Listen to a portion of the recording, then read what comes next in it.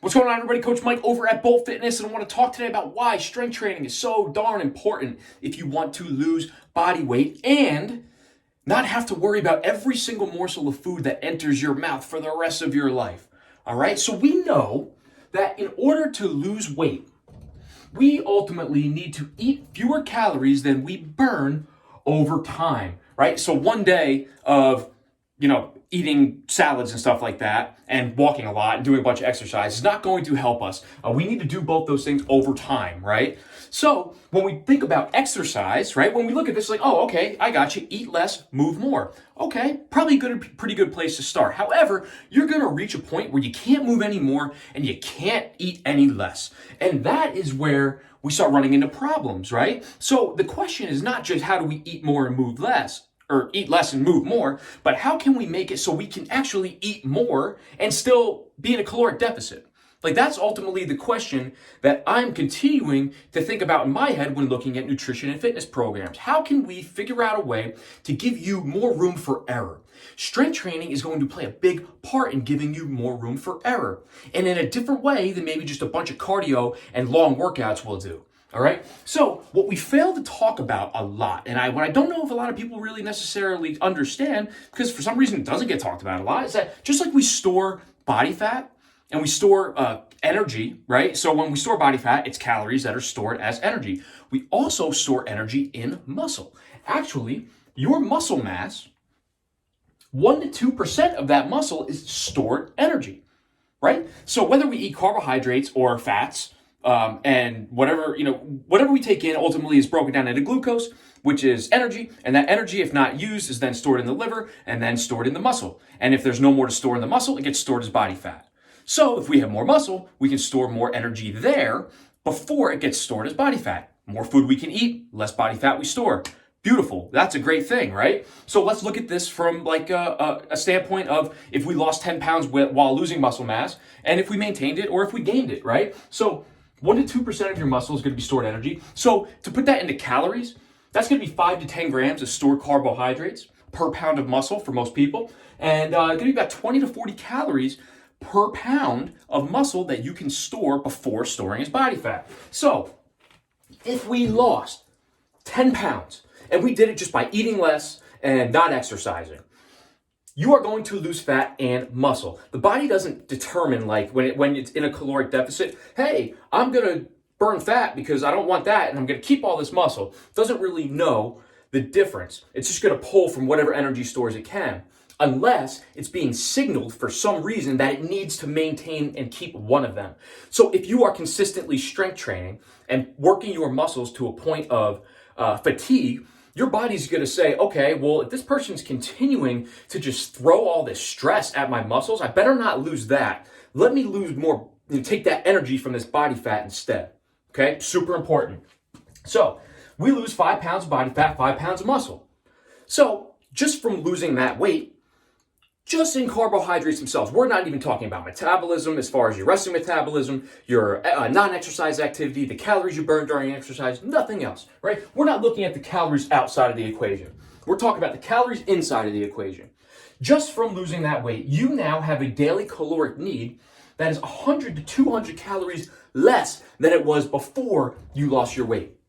So if you want to now continue to lose weight, you can't eat as much food, because you need to continue to eat less. Your expenditure is less. The amount that you can actually store in your muscle is less. And now it's going to be really, really hard to continue to lose weight because we have lost our muscle in addition to our body fat. All right, so now let's say we lose only 5 pounds. So we lose half the weight as this person. This person was eating in a caloric deficit and also strength training. Okay, so a very, very small caloric deficit while strength training. They gained no weight in muscle. They also lost no weight in muscle, but they lost 5 pounds of fat. Their daily caloric intake is going to be the same as it was when you first started your diet, which means if you continue to eat the same amount of food that allowed you to lose this weight, you will likely continue to lose weight, right? So you may not lose 10 pounds, but you're going to lose the same amount of body fat, and you're going to be able to continue to lose body fat because you still have energy going into the muscle that you do have, okay?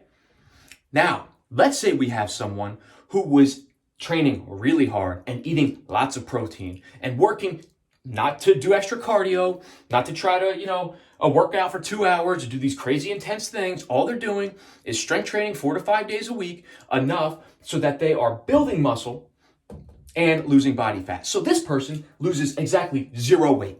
They lose no weight at all. They lose 5 pounds of fat, however, and they gain 5 pounds of muscle. So 5 pounds of fat, 5 pounds of muscle, their weight is the same on the scale, but this person is now 5 pounds lighter, and their daily caloric needs, the amount of food they can eat, is going to be 100 to 200 calories higher than it was before they lost their body fat. So this person at the same time lost body fat and gave themselves the ability to eat more food and continue to lose body fat. That sounds pretty awesome. Because even if you may say, I don't want to strength train, I'll just eat less. Well, what happens when you screw up? Because the only guarantee that I have for you is that life will get in the way at some point. Wouldn't you rather have more flexibility, more room for error, by just making sure that you, in your quest to lose body fat, are also at the very, very least, strength training 2 days a week, or at least enough to maintain your muscle mass and make dieting so much easier on yourself. That, over everything else, is why strength training is important for fat loss. You are going to burn a lot of calories doing interval training. You are going to burn a lot of calories doing yoga and hot yoga. You are going to burn a lot of calories doing spin class. You're going to burn a lot of calories strength training, right? But only strength training at a 7 out of 10 effort, not heavy weights for super low reps, not really light like 5-pounder weights for 25 reps, but strength training with moderate weights for 10 to 20 reps per set at a 7 to 8 out of 10 effort is the only thing that is going to allow you to maintain or build muscle mass while continuing to lose fat. And listen, as we get older, we lose 10% of our muscle mass every decade of life. So if you're wondering why maybe you can't eat as much as you used to be able to and still not gain weight, that's probably why. It's going to happen. It's what our bodies do to us as we age. It is up to us if we want to maintain a healthy physique and we want to look good and feel good. It is up to us to fight against that natural mechanism through strength training with barbells and dumbbells and body weight and stuff like that. Okay? So hopefully that makes sense. If you're not strength training and trying to lose weight, you should probably start. And if you currently are, make sure that you are continuing to push yourself at a level and progress forward so that you can continue to maintain this muscle mass. Okay?